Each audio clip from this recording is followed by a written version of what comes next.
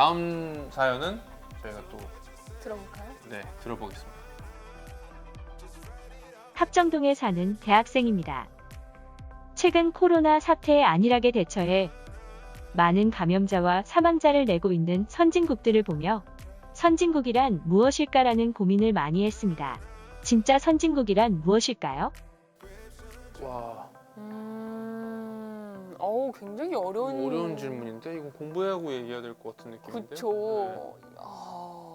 선진국이란 무엇일까? 선진국. 근데 사실 선진국이라는 단어 자체가 이렇게 딱 객관화되어 있어서 기준 이게 없기 때문에 각자가 생각하는 기준에 따라 그 선진국에 쓸 수 있는 범위가 달라진다고 하더라고요. 어떤 게 선진국이라고 생각하세요? 살기 좋은 나라, 살기 좋은 나라, 우리나라. 행복한 나라. 행복한 나라. 우리나라 좀 어떤 게 선진국이라고 생각하세요? 글쎄 저는 선진국이라고 불려온 나라들을 보면 잘 사는 나라라고 이걸 표현을 해도 되나요?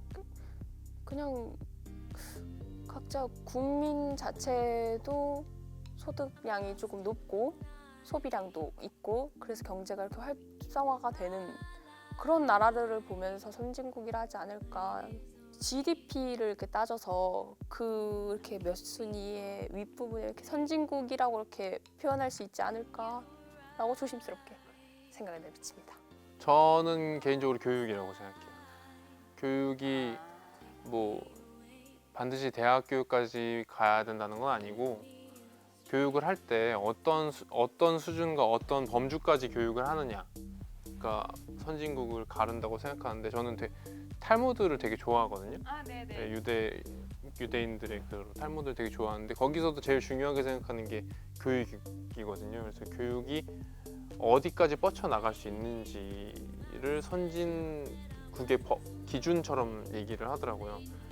그래서 예를 들면 진짜 힘든 친구들한테도 교육이 돌아가야 된다고 항상 얘기를 하는데 교육의 균등된 제공이 어떻게 선진국이라고 좀 생각합니다.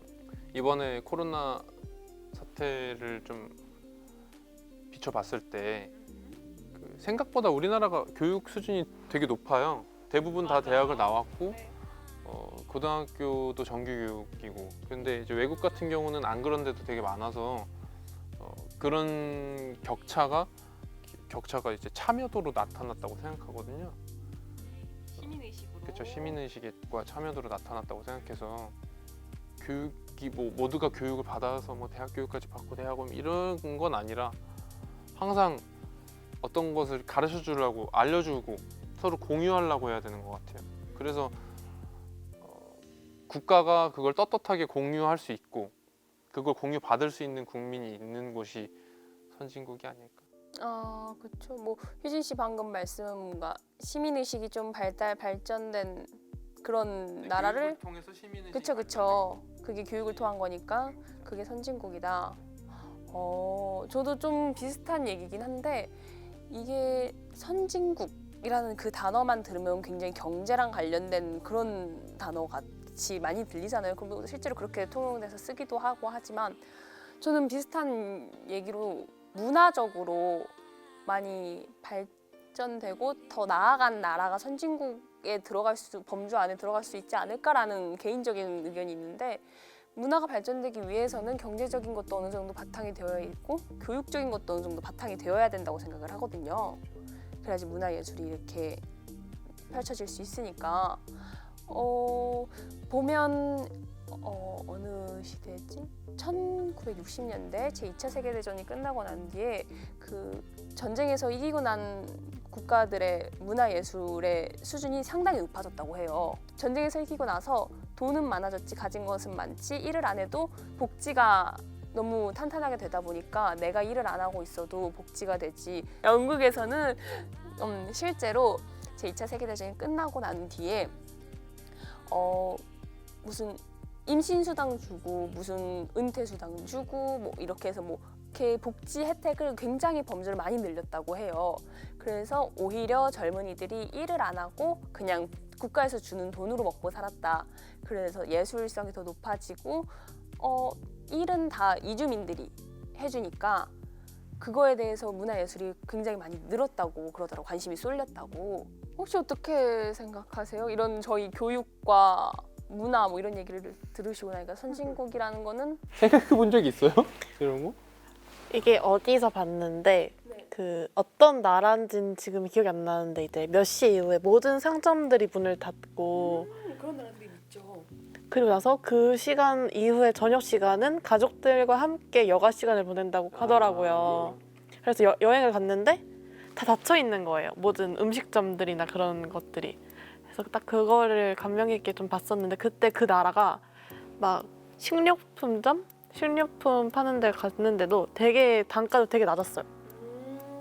그래서 막 단가도 낮고 막 그냥 그렇게 여가 시간을 쓸 수 있는 그런 환경이 된 게 되게 좀 이런 게 선진국이지 않을까라고 그때 좀 생각하게 됐던 것 유럽인데? 같아요. 근데 그거 아세요? 저희 나라가 나름 선진국이라고 불리고 그걸 갖고 있는데 행복도 개인 행복도 따지면 진짜 아래예요.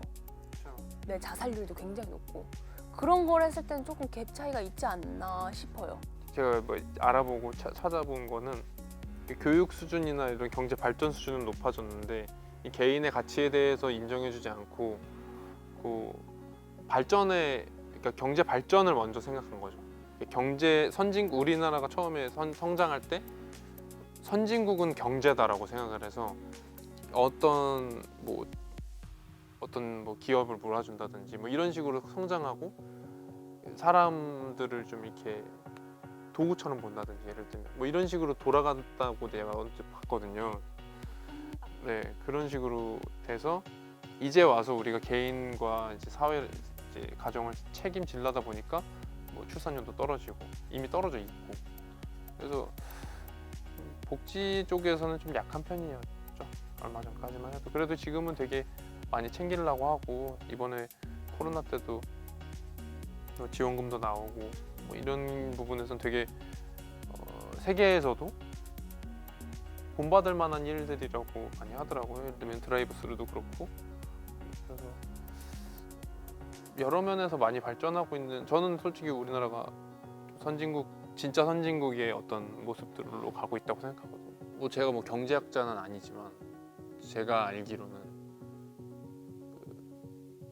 특정 기업들에게 어떤 뭐라 그러나 생산권이나 이런 거를 좀 몰아주는 게 있다고는 알고 있어요. 그리고 그 대통령 같은 경우도 기업 친화적인 대통령이 있고 뭐 주민 친화적인 대통령이 있어서 현재까지는 기업 친화적인 대통령들이 많이 하다가 이제 최근에 들어서야 이제 복지나 이런 것들을 생각하게 돼서 조금 바뀌고 있는 과정이라고 알고 있어요. 그래서 이제 자본주의 국가라고 하면은 완전히 미국이잖아요. 그러니까 자본주의의 전형적인 모습이 미국이고 어떻게 보면 우리나라는 좀 뭐 다른 얘기일 수도 있지만 사회주의를 표방한 자본민주주의라고 하거든요.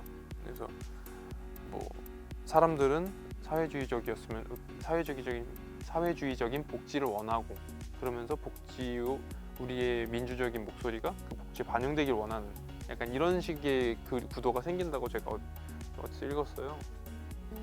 그래서 좀 달라요. 어떤 면에서 의미가 좀 네, 좀 다르게 다른 자본주의의 모습. 그리고 다른 자본주의요. 선진국의 의미로 네. 기본적으로 민주주의인 것도 맞고 자본주의인 것도 맞지만 방식이 다른 거죠. 그래서 우리나라 같은 경우는 그런 표방하는 모습이 다르고 어떻게 보면은 사람들이 그 말했던 핀란드나 이런 모습을 되게 원해요. 그래서 그쪽으로 되게 가고 있는 것 같아요. 저는 개인적으로 그런 선진국이라는 모습으로 제가 개인적으로 희망하는 선진국도 그런 모습의 선진국인 것 같아요. 교육이 좀 정확하고 그리고 그 교육을 받아들일 수 있는 국민들이 있고 만약에 이게 이 사람에게 교육이 맞지 않는다면 또 다른 교육법을 찾아주고 이 사람이 자기의 위치를 찾아갈 수 있게 그런 것이지 않을까? 어느 정도 복지에 관련된 이야기랑 그쵸. 비슷하게 흘러갈 수 있겠네요. 개인의 위치를 찾아주는 복지가 그러면 복지가 잘 되는 나라가 선진국이다. 굳이 결론을 짓자면 근데 뭐 교육이 복지라고 한다면 음. 그게 맞지 않을까. 음. 교육이 복지고 서로 대화할 수 있는 나라가 선진국이지 않을까. 아, 제가 바라는 선진국은 저도 비슷한 얘기지만 복지 그런 것도 좋아야 하며 그걸로 인해 내가 피해가 없을 국민에게 피해가 없을 복지까지. 근데 그 복지 혜택은 좋아야 하고. 되게 그런 거죠. 그 네? 원하는 것만 그런 행할 수 없는 그 가상의 그런 나라. 모두가 행복하고 그리고 모두가 잘 됐으면 좋겠고 자살률도 없었으면 좋겠고. 그런 피아적이네요. 예, 그런 느낌인데 원하는 건 그거지만 어쨌든 현실적으로 가능한 건 아니잖아요. 전 제가 생각하는 거는 어쨌든 아까 그 교육적인 얘기도 있고 시민의식에 대한 얘기도 있고 시민 각각의 그 개인적인 그 부분들이 다 향상이 되어 있으면 선진국이 아닐까. 저는 이제 취직을 준비하잖아요. 근데 좀 취직의 선택 폭이 좀 넓었으면 좋겠어요. 약간 그러니까 하고 싶어하는 사람들은 다 일자리를 구할 수 있는 소득을 이제 취업의 네. 요즘 너무 좀 좁아가지고 취업의 문이 네, 그런 것부터 넓어지면 뭔가 사람들의 이제 삶의 만족도가 조금 더 올라가지 않을까. 본인이 원하는 직업을 선택할 수 있고 그걸로 소득을 벌고 소비를 하니까 네, 그러면서 좀 만족도가 올라가지 않을까 하고 저의 좀 나이 때는 그러지 않을까 생각이 들어요. 서로 대화가 됐으면 좋겠어요. 지금은 사실 뭐 여러 면에서 대화를 시도를 하고 있는 건데 좀 안 되는 부분도 있고 되는 부분도 있고 또 일방적인 경우도 있고 하는데 그런 것들보다는 조금 더 서로 어떤 뭐 교육을 통해서라든지 아니면 뭐 무언가를 통해서 이야기가 되는 사회였으면 좋겠는데 맞아요. 그 교육적인 부분도 네. 있지만 편견 네. 탓도 있죠. 이야기를 통해서 뭔가 편견도 좀 깨고 그러니까 받아들일 수 있는 사회였으면 좋겠어요. 국민의 이야기가 받아들여지고 국가의 이야기가 받아들여지는 그런 맞아요. 그런 나라를 원하는 것 같아요. 맞아요. 그게 정말 대화가 어려워요. 잘 된다면 너무나 좋은 나라죠. 지금 사연자분도 코로나 사태를 겪으면서 선진국이란 어떤 것일까 고민을 하게 되었다고 하시는데 그 고민을 하게 된 이유도 국가랑 국민이랑 소통이 잘 안 되는 부분도 없지 않아 있지 않았을까? 대화가 된다는 것 자체가 굉장히 어렵고 그러니까 국가 차원에서 대화를 한다는 게 여러 명이랑 얘기해야 되잖아요. 맞아요. 그래서 이제 국회의원이 있는 건데 여기서는 어려운 얘기지만 어쨌든 서로 좀 대화가 됐으면 좋겠어요. 그게 제가 바라는. 맞아. 이것도 유라 씨 얘기도 같이 포함될 수 있는 게 대화가 되면 취업의 자리를 좀 만들어 주세요 하면 국가가 그거에 대한 이렇게 해주셔야 취업의 자리가 만들어집니다 이러면서 소통이 가능해지니까 그것도 가능할 수 있을 것이고 저도 제 얘기도 뭐 유토피아 같은 그 복지 혜택을 조금 많이 늘려주세요 이것도 소통이 되면 국가 쪽에서 그러려면 이 길을 이렇게 해야 되는데 가능하시겠어요 이러면서 소통이 원활하게 된다면 너무나 좋겠지만 한 명과 다수기 때문에 그게 많이 힘들어지는 거죠.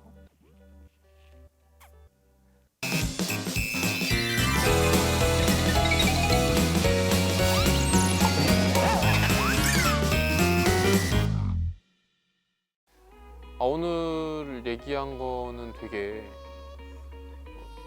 뭐라고 해야 되나 깊이가 있었던 것 같아요. 되게 깊이 있고 여러 가지 뭔가 재밌었어요.